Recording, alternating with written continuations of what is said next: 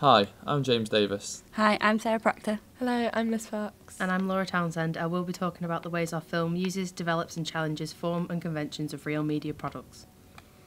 We used a conventional intro for our protagonist to establish where she is and learn her name, but we don't give too much away about her. This part of the film is set in the real world, and we edited it to make it black and white and kept the set very simple to show that the real world is a lot less interesting than inside Faye's mind. We followed film convention by having a title sequence at the start of the film.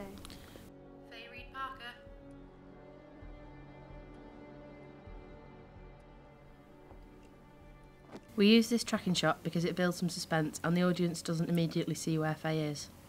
The lighting illuminates her innocence and makes her seem very angelic, which then juxtaposes with the darkness of Faye's mind later in the narrative. We followed the short film conventions by using a minimal cast. We also wanted to keep the focus of the protagonist and not distract the audience from her story. We used a ladder to create a high-angle shot to emphasise how vulnerable Faye is. Using a variety of shots, like the close-up, follows film conventions. This helps the audience to focus on Faye's nerves, which may go unnoticed otherwise. We used the opening and closing device to act as a transition from one location to another. We added in the definition of the title of the film to give the audience extra information into the narrative. As we go into Faye's mind, we edited the colour using a blue colour palette to create an eerie atmosphere and emphasise the fact that we entered an alternative reality. The blur challenges standard forms as we've used it to blur the edge of the frame, but the norm suggests the blur should be created in production, not post-production. The film follows some conventions of the horror genre, but ours gets more colourful as it develops, whereas most horrors tend to get darker. The point of view shots helps the audience to associate with Faye. This is conventional for Hollywood films, but unconventional for a short film, as the protagonists are usually harder to identify with. The teddy is used as a motif throughout the whole film to represent Faye's troubled childhood. This is conventional as most films have an object that is used as a metaphor for a disequilibrium.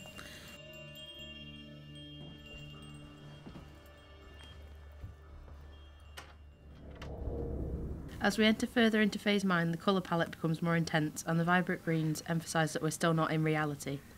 We started to add subtle, creepy sound effects to create a sense of unease with the audience.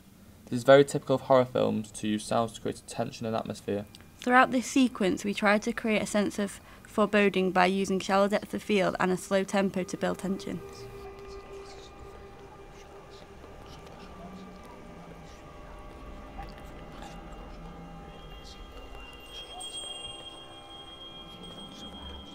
At this point in the film, we tried to steer away from conventions by using unusual shots and editing.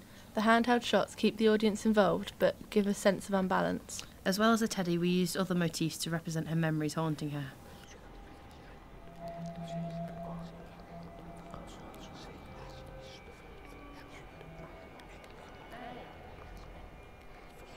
We used jump cuts to play with perception of reality, which is conventional of short films, but Hollywood films tend to shy away from this technique.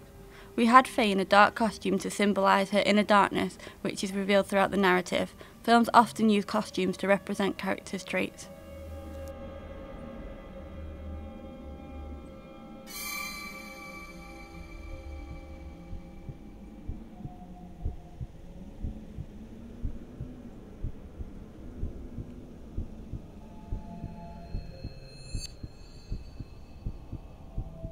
For the montage, we experimented with a variety of editing techniques to build towards the climax and create a sense of panic. Experimental editing such as this is often found in short films. We changed the pace to highlight the importance of this part of the narrative and increased the heartbeat sound to remind the audience that they're inside Faye's mind.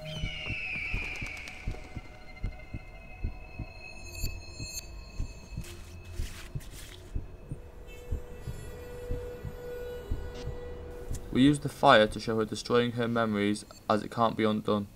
Fire has connotations of anger and power. This shows Faye confronting her fears and gaining power of her own mind.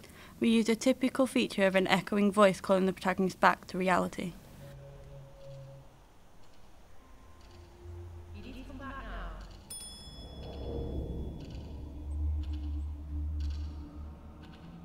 Faye, I'm bringing you back. As we come back to reality, we return to the high-angle shot which shows she is still vulnerable despite confronting her fears inside her mind. The camera is closer to Faye than the previous high angle, which represents the proximity of the danger. After revealing the teddy is in the room, we use jump cuts to speed up the time in reality and to retain the sense of unease developed throughout the whole plot.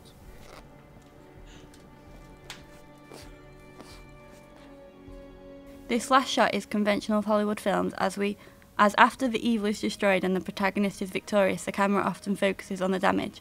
The zoom keeps your attention on the subject and the fade out provides closure to the film. We created a radio trailer. To do this, we used sound bites from the film. We made it very conventional as we used stereotypical voiceover, sound and music from the film, and included informative details. However, we broke conventions by creating a unique ending to keep the suspense. We also made a magazine review for the film based on a typical layout such as quotes from the director, information about the plot and stills from the film itself.